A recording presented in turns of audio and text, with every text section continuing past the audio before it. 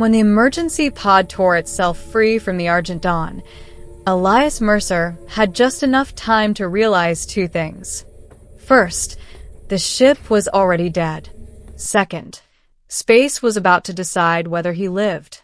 The pod screamed as it punched through atmosphere, alarms shrieking in overlapping pitches. Elias braced himself, hands white-knuckled around the crash webbing, as the world outside the viewport burned orange, then red, then white. Gravity slammed into him like a fist.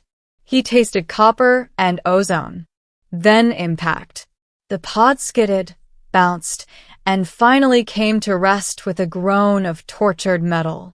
Silence followed. Thick. Heavy. Elias didn't move for several seconds, waiting to see if anything else would break. When nothing did, he unlatched the harness with shaking fingers and pushed himself upright. His ribs protested, but nothing felt broken. A minor miracle. He wiped condensation from the viewport and stared out. The landscape was wrong. Instead of the ash deserts listed in the emergency charts, he saw towering violet grass that swayed like an ocean, bioluminescent veins pulsing softly through each blade. Massive stone arches rose in the distance, curved like the ribs of some long-dead giant.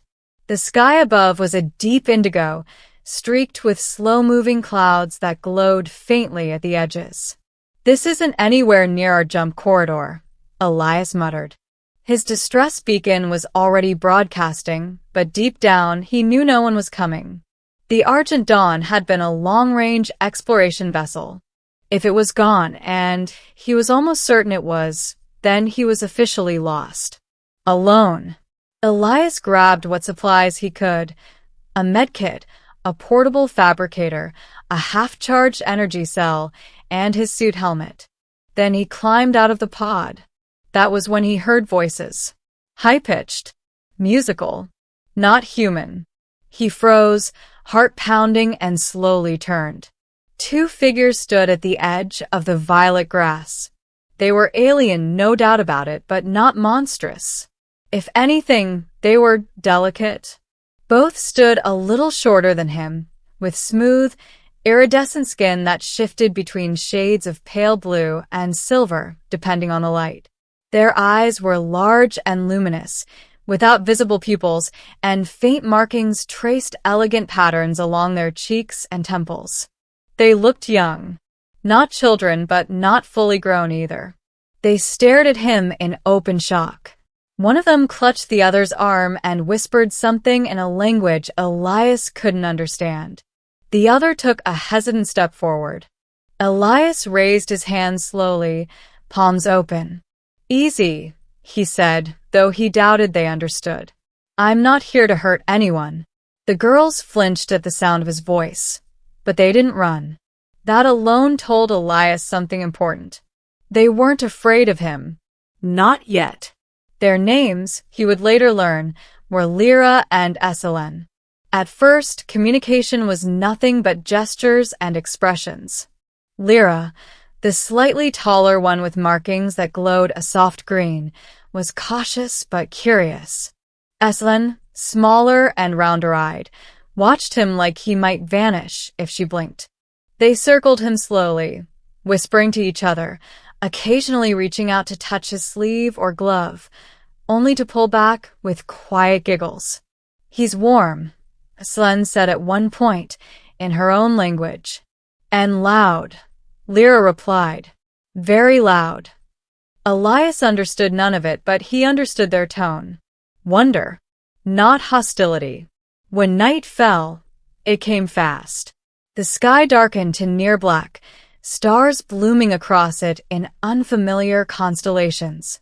The grass brightened, glowing brighter with each step, until the entire plain shimmered like a living galaxy. Elias activated a small camp light near the pod wreckage.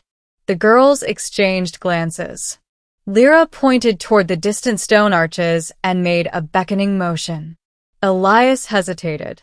Following unknown aliens on an unknown world was not covered in survival manuals. But staying alone, injured, with dwindling supplies.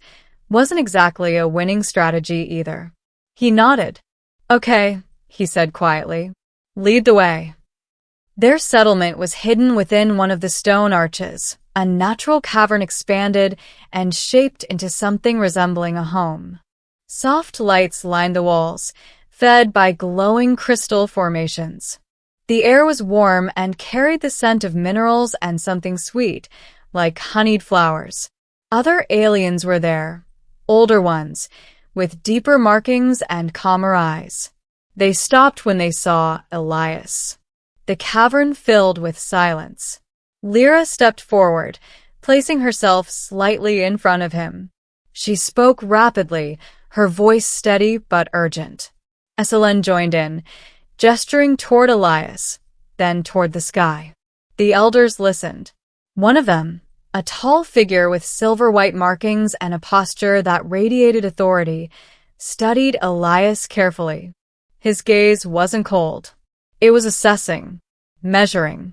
Elias stood still, resisting the urge to fidget. Finally, the elder spoke. Lyra translated. In halting words she seemed to pull from memory. "You fell from stars," she said slowly. "Alone." Elias nodded. "Yes. My ship broke." The elder's eyes softened. Just a fraction. Lyra continued. "This world hides. Few find it. Fewer survive landing." Esalen tugged at Lyra's sleeve, whispering urgently. Lyra swallowed, then looked at Elias. "They say you may stay," she said. "For now." Relief washed over him, so hard his knees nearly buckled. "Thank you," he said. "I won't cause trouble. I promise." The elder inclined his head once. And just like that, Elias Mercer stopped being lost. Days passed. Then weeks. Elias learned their world was called Eralis, a sanctuary planet hidden behind layers of gravitational distortion. The people called themselves the Veilith, a species that valued balance, quiet, and harmony above all else. Humans, Elias realized, were none of those things. He was loud. He moved too fast. He asked too many questions. And yet, where he disrupted, he also repaired. When a power conduit failed, Elias studied their crystalline technology and improvised a fix using principles from human engineering. When a storm destabilized part of the cavern, he reinforced it with structural bracing no one had thought to try. The Veilith watched, learned. Lyra became his translator, practicing human words late into the night. Esalen followed him everywhere, fascinated by his tools, his stories, the way he laughed without covering his mouth. "You are strange," Esalen told him once, carefully forming the words. Elias grinned. "Yeah, that's kind of our thing." Not everyone was pleased with his presence. Some elders worried he would draw attention. Others feared his species' reputation. Warriors, conquerors, planet breakers. Elias heard the whispers, felt the tension. So he worked harder. He fixed. He helped. He listened. And slowly suspicion turned into something else. Trust. The crisis came without warning. Eralis's concealment field, ancient, delicate, began to fail. The sky rippled with unnatural light as sensors detected incoming signals. Someone was scanning the system. Hunters. The Veilith panicked. They had no weapons suited for space combat. Their technology was defensive, passive, designed to hide, not fight. Elias studied the failing field, heart racing. "It's not broken," he said. "It's overloaded.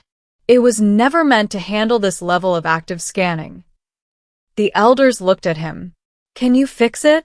Lyra asked, fear trembling in her voice. Elias stared at the equation scrolling across the display. Human tech, Veilith crystals. Two completely different philosophies. Then he smiled, a sharp, determined thing. "I can do better than fix it." Working nonstop, Elias rewired the concealment field, introducing chaotic variables, human-style randomness, into its elegant Valeth structure. He turned predictability into noise. When the hunter scans passed through the system, they didn't just fail. They rebounded. Feedback surged through the enemy vessels, blinding their sensors, scrambling their navigation. Within minutes, the signals vanished. The threat was gone. Eralis was safe. The cavern erupted in stunned silence. Then soft voices. Amazed whispers. The elder approached Elias and placed a hand over his chest, a Valeth gesture of deep respect. "You did not belong," the elder said, "and yet you protected." Elias exhaled, exhaustion crashing over him. "Yeah," he said quietly. "That's kind of our other thing." That night, as the world glowed beneath twin moons, Elias sat at the edge of the stone arch, staring at the stars. He knew he could try to leave someday. With enough time, enough parts, maybe he could build a beacon powerful enough to attract human rescue. But the thought didn't bring comfort. Footsteps approached. Lyra and Esalen sat beside him, close enough that their shoulders brushed his arms. Neither spoke for a long moment. Then Esalen leaned in and whispered, carefully, in halting human words, "You are welcome here." Elias closed his eyes. Not because he was tired, but because for the first time since falling from the stars, he felt like he had landed exactly where he was meant to be. The universe was vast, cold, unforgiving, but sometimes, just sometimes, it made room for one lost human, and two alien girls who chose to whisper him home. When a scout drone from a distant power brushed the system months later, the field bent around it like water around stone. No alarms. No panic. Just quiet success. The Valeth watched the stars with renewed confidence, knowing their world was no longer merely hidden. It was protected. Elias became something new among them. Not a visitor. Not a weapon. A bridge. Children gathered to hear his stories of Earth, of oceans that roared instead of glowing, of skies that were blue instead of violet, of people who argued loudly and loved fiercely and kept going even when the universe pushed back. He taught the Valeth builders how to think in redundancies. They taught him how to listen to stone, to light, to silence. Lyra took her place among the translators and scholars, her voice steady now as she spoke both languages with ease. Esalen grew taller, braver, no longer hiding behind Elias, but standing beside him, eyes bright with questions about everything beyond the arching stones. One evening, under a sky braided with unfamiliar stars, the elder approached Elias once more. "There will come a time," the elder said gently, "when you may wish to seek your own kind again." Elias looked at the horizon, at the glowing plains, the quiet strength of the arches, the two figures laughing softly behind him. "Maybe," he said, "but not because I'm lost anymore." The elder inclined their head, accepting that answer. That night, as the bioluminescent grass swayed and the twin moons rose, Esalen leaned close again, her whisper warmer now, more confident. "You fell from the stars," she said, "but you did not fall away." Lyra smiled at him, eyes reflecting the sky. "You arrived." Elias breathed in the alien air, felt the steady pulse of a world that had made room for him, and smiled back. Far across the galaxy, humanity would continue its loud, relentless march through the void, fixing, breaking, surviving. But on one hidden world, known to almost no one, the story would be different. A story whispered, not shouted, of two alien girls, one lost human, and the simple truth that sometimes the universe doesn't rescue you. Sometimes it welcomes you home.